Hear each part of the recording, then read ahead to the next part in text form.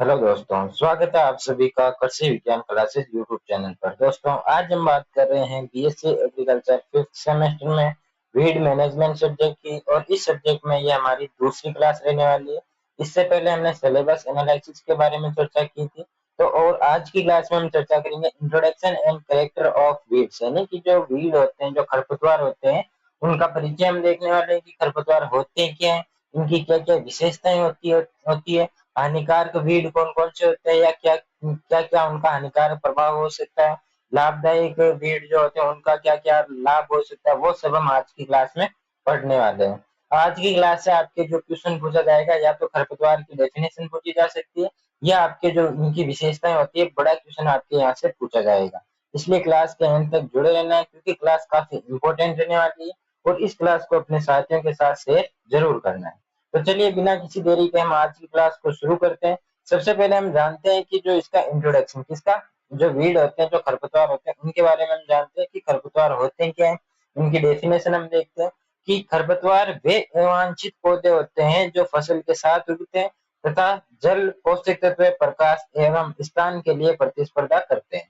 यानी कि सिंपल इसकी डेफिनेशन के लिए हम बात करें कि जो हम खेती करते हैं उसमें जो अवांछित पौधे जो होते हैं वही क्या कहलाते हैं, आपके खरपतवार कहलाते हैं, यानी कि वीड कहलाते हैं। खरपतवार किसी स्थान पर उगने वाला ऐसा पौधा होता है जहां उसकी आवश्यकता नहीं होती है।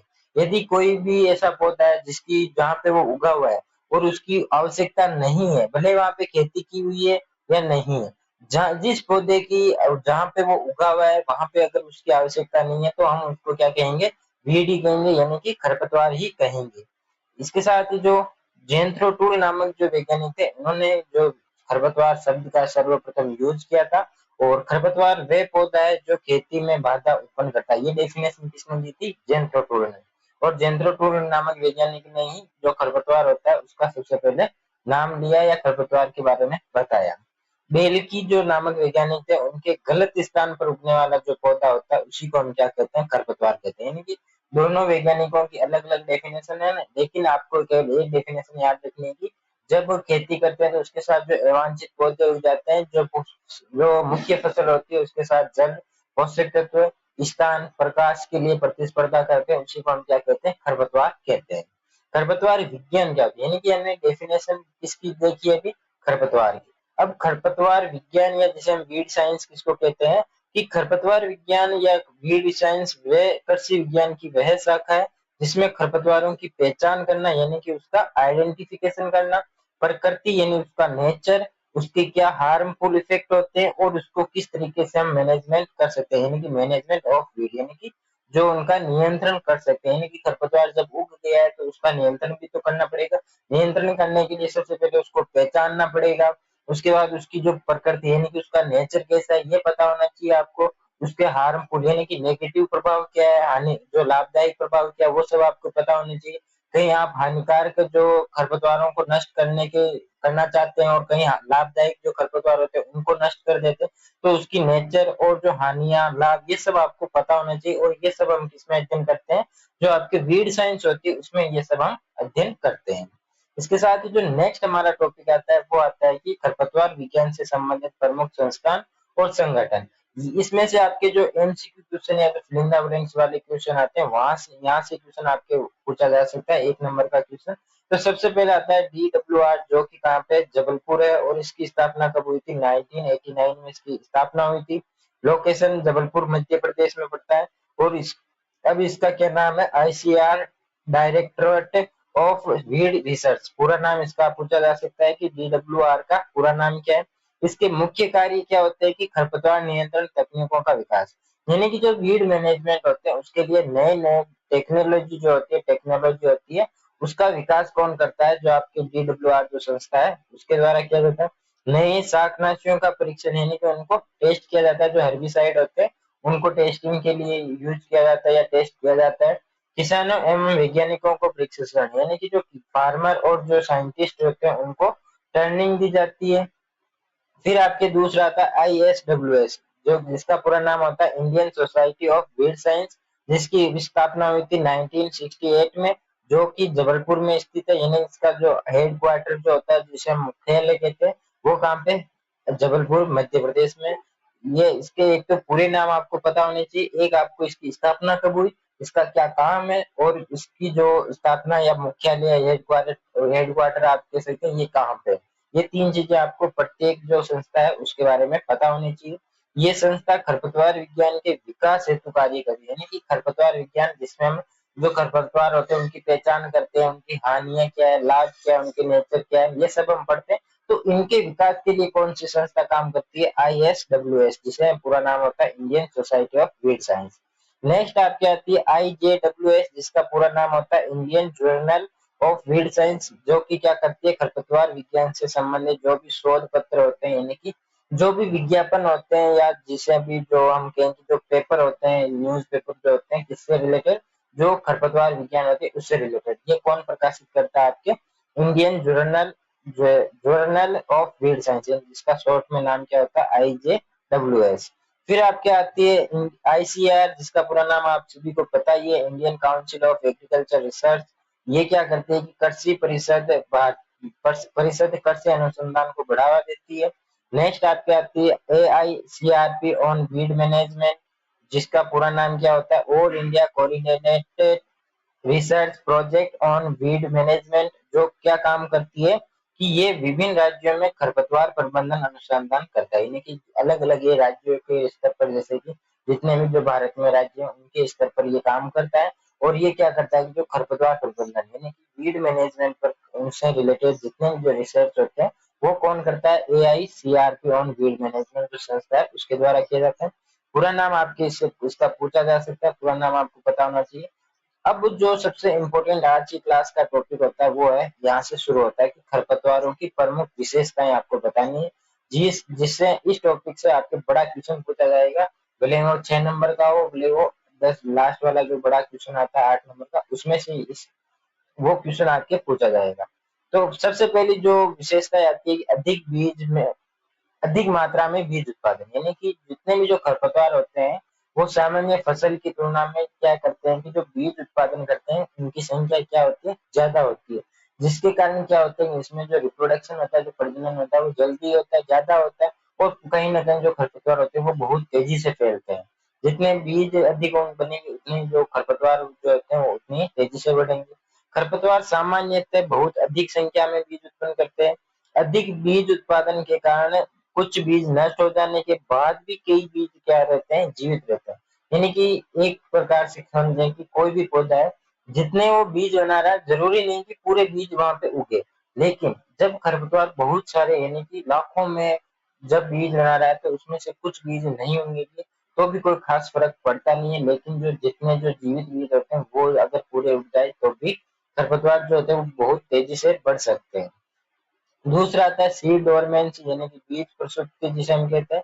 खरपतवारों के अनेक बीजों में डोरमेंसी पाई जाती है, इसी कारण सभी बीज के एक साथ अंकुरित नहीं होते हैं।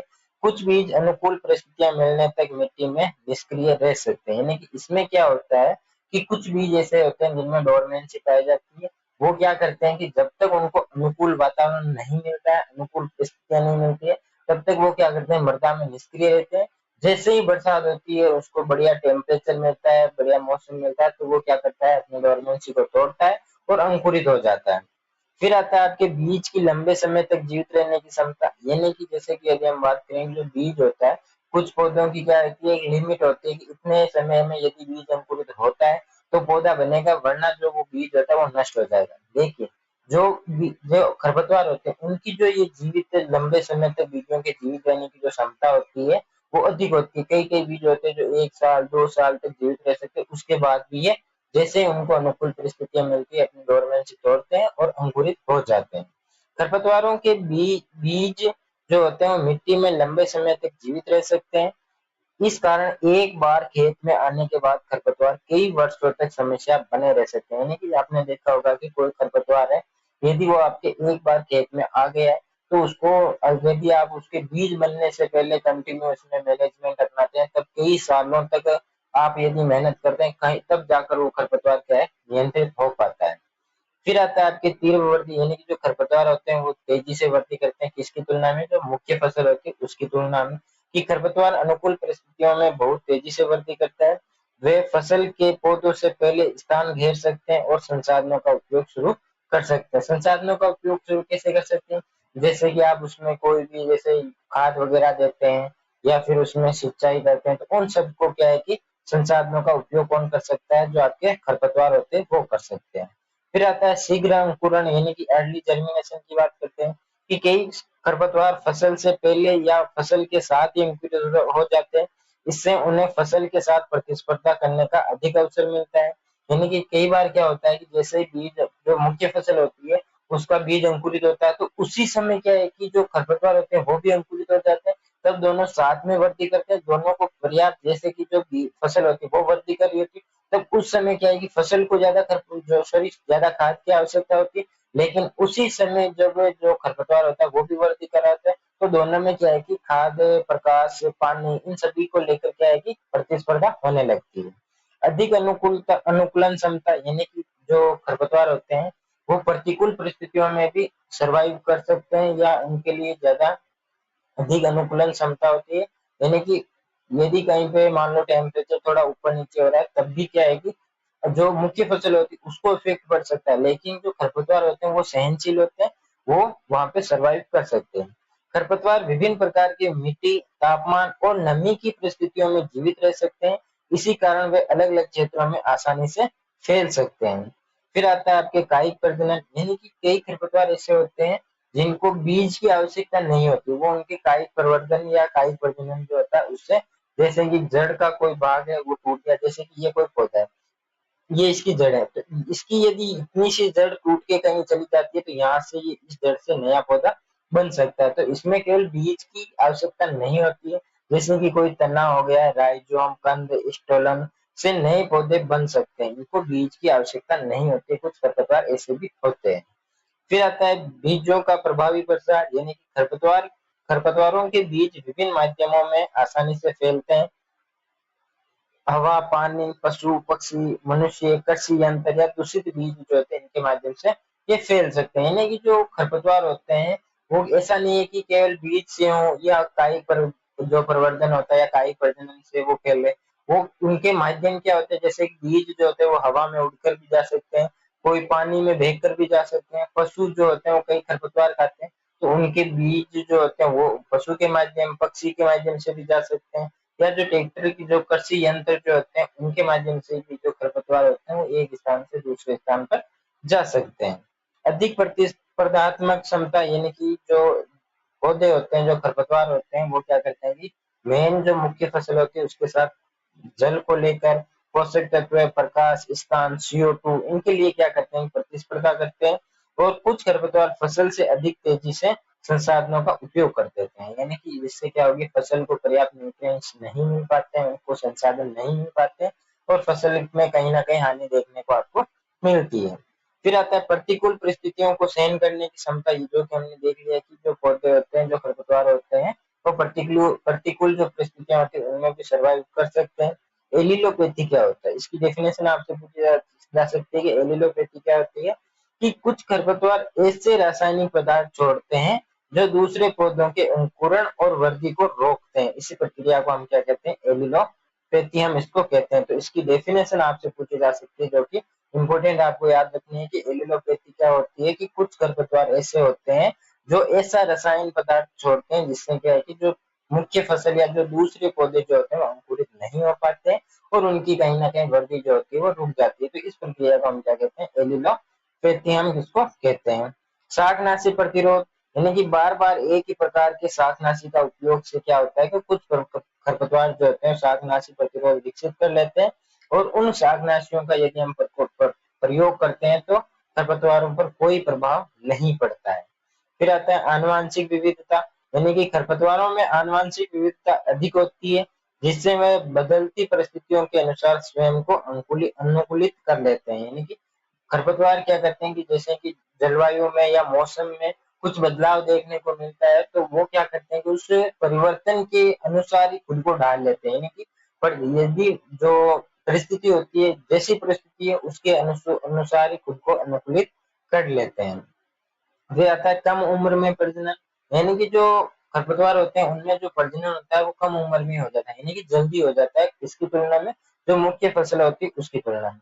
कई खरपतवार कम समय में परिपक्व होकर बीज पैदा करना शुरू कर देते हैं। इससे उनकी संख्या जो होती है वो तेजी से बढ़ जाती है। प्रजनन के अनेक तरीके जैसे कि बीज हो गया या कोई कायिक प्रजनन हो गया, और कायिक प्रजनन यानी कि दोनों तरीकों से प्रजनन करता है। और ये थे हमारी कुछ विशेषताएं, जो कि हमने लगभग 15 विशेषताएं यहाँ पे देखी है। इसके साथ ही यहाँ पे मैंने दो दो लाइन लिखी, लेकिन आप इसमें और भी लिख सकते हैं, यानी कि इतना तो आप 11th 12th में और लगभग आप 5th सेमेस्टर में आ गए, 3rd ईयर में आ गए, तो जो वीड साइंस है उसमें इतना तो आप लिख सकते हैं कि वीड की क्या क्या विशेषताएं होती है। उसमें तो आप कम से कम 3 से 4 पेज भर के आ सकते हैं। फिर हम बात करते हैं पारिस्थितिकी तंत्र पर खरपतवारों के हानिकारक प्रभाव क्या है, यानी कि harmful effect of weed on ecosystem. Ecosystem पर जो वीड होते हैं उसके हार्मफुल इफेक्ट क्या क्या है, उनकी हम बात करते हैं। कि खरपतवार केवल फसल उत्पादन को ही प्रभावित नहीं करते, बल्कि मिट्टी, जेल जल, जैव विविधता, पशु एवं मानव स्वास्थ्य एवं पूरे इकोसिस्टम को प्रभावित कर सकते हैं। यानी कि जो वीड होता है वो ऐसा नहीं है कि फसल को ही प्रभावित करे, वो सभी को प्रभावित कर सकता है। जैसे कि जल हो गया, मिट्टी हो गई, जैव विविधता हो गई, पशु हो गए या मानव हो गया, मानव स्वास्थ्य या पूरा इकोसिस्टम जो है उन सबको प्रभावित कर सकता है। इसमें सबसे पहले आता है फसलों के साथ प्रतिस्पर्धा, यानी कि सामान्य से कि जल पोषक तत्व इनके लिए प्रतिस्पर्धा करता है। दूसरा आता है फसल उत्पादन में कमी, यानी कि जब एक तो स्थान घेर लेगा, एक उसको जो फसल होती है उसको बढ़िया न्यूट्रिएंट्स नहीं मिलेंगे, तो कहीं ना कहीं जो उत्पादन में भी कमी आने आने लगती है। हानि की मात्रा फसल हानि की मात्रा फसल खरपतवार की प्रजाति, संख्या, समय और प्रतिस्पर्धा की अवधि पर निर्भर करती है कि फसल उत्पादन कितना होगा। कीटों को आश्रय देना, यानी कि कुछ खरपतवार ऐसे होते हैं जिन पर कोई कीट और जो हानिकारक कीट होते हैं जो मुख्य फसल को नुकसान पहुंचाते हैं, उन कीटों को रहने के लिए आश्रय देता है। या कुछ रोग या वायरस जो होते हैं उनको रहने के लिए आश्रय देता है। और नेक्स्ट आपके आती है एलिलोपैथी प्रभाव, जो कि एक जो खरपतवार होते हैं वो हाँ ऐसा विषैला या ऐसा दुर्गंध युक्त ऐसा रासायनिक पदार्थ छोड़ते हैं, जिससे क्या होता है कि जो मुख्य फसल होती है वो या तो अंकुरित ही नहीं होती है, या उसके जो पौधे होते हैं उनकी वृद्धि को रोक सकते हैं। फिर आपके आता है खेती की लागत में वृद्धि, यानी कि जब खरपतवार आपके खेत में खरपतवार हो गए, आप उसमें क्या करेंगे, निराई उड़ाई करेंगे, उसमें कई शाकनाशियों का प्रयोग करेंगे, या उसमें मजदूरी, मशीनरी, इन सब का क्या है कि जो खर्च होता है, जो लागत होती है वो इस तरीके से बढ़ जाती है। कटाई में कठिनाई, यानी कि कई प्रकार की जब हम फसल की कटाई करते हैं तब उस समय क्या है कि खरपतवारों के बीज और जो मुख्य फसल के बीज होते हैं वो कहीं एक जगह नहीं हो जाए, तो इसलिए सावधानी रखनी पड़ती है और कहीं ना कहीं फसल कटाई में कठिनाई आपको देखने को मिलती है। उपज की गुणवत्ता में कमी, यानी कि जब कोई फसल होती है उसकी जो जो फसल होती है उसके साथ यदि जो खरपतवार होते हैं वो मिल जाते हैं, तो उसकी कहीं ना कहीं गुणवत्ता जो होती है वो कम हो जाती है। पशुओं के लिए विषाक्तता, यानी कि कुछ खरपतवार जो होते हैं वो जहरीले होते हैं, जो पशुओं द्वारा खाने पर स्वास्थ्य समस्या भी उत्पन्न कर सकते हैं। विषैले खरपतवार पशुधन के लिए गंभीर समस्या बन सकते हैं। फिर आता है आपके मानव स्वास्थ्य पर प्रभाव, यानी कि कुछ खरपतवार ऐसे भी होते हैं, जैसे कि जो बात करें कि खरपतवार पोलन के माध्यम से एलर्जी उत्पन्न कर सकता है। कुछ खरपतवारों के संपर्क से त्वचा में जलन हो सकती है या डर्मेटिटिस हो सकता है, यानी कि इसमें क्या है कि कुछ बीज या जो पोलन होते हैं उनके संपर्क में यदि हम आते हैं, जैसे पत्तियां वगैरह, इन सब के क्या है कि हम संपर्क में आते हैं तो आपके एलर्जी वगैरह त्वचा से संबंधित जो रोग होते हैं वो हो सकते हैं। फिर आपके आता है सिंचाई में समस्या, जब खरपतवार ज्यादा होंगे तो कहीं ना कहीं सिंचाई में भी समस्या देखने को मिलती है। जल निकायों में समस्या, क्योंकि जो जल नहरें जो होती है, झीलें जो होती है, तालाब जो होते हैं, इन सब में क्या है कि ऊपर की सतह को ढक लेती है। जैसे हम जलकुंभी की बात करते हैं तो वो क्या करती है कि ऊपर की सतह को ढक लेती है, तो जो जल में रहने वाले जो जीव होते हैं या जो पौधे होते हैं जो जल के अंदर रहते हैं, तो ऊपर से यदि उनको प्रकाश नहीं मिलेगा तो कहीं ना कहीं वो हानिकारक हो सकता है उनके लिए, या उनकी मौत भी हो सकती है। इससे जल में प्रकाश और ऑक्सीजन की उपलब्धता जो होती है वो प्रभावित हो सकती है। इसके बाद आता है स्थानीय जैव विविधता में कमी, यानी कि स्थानीय जैव विविधता में क्या है कि जैसे कि जो स्थानीय जितने भी खरपतवार होते हैं वो कम हो जाते हैं, और जो बाहरी जो खरपतवार होते हैं यदि उनको फैलने की क्षमता ज्यादा है तो वो कहीं ना कहीं ज्यादा फैल जाते हैं, तेजी से फैलकर स्थानीय पौधों को विस्थापित कर देते हैं।